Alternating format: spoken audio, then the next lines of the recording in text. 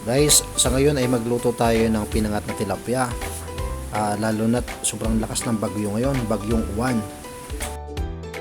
Guys, ito yung ating marikado. Tilapia, talong, isang basong tubig, kamatis, bawang, siling pula, siling green na mahaba, paminta, luya, sibuyas. At ito yung nagpapasarap guys sa lahat. Ito yung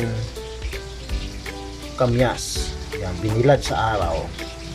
Asin, magic sarap. So yun guys, pagsasama-samahin na natin guys sa kaldero yung lahat ng ating mga ingredients. Unahin natin guys yung ating tilapia. So yun guys, yan.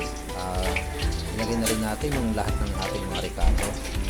No, pagsama-samahin natin pati yung sili at siling green at yung siling pula guys.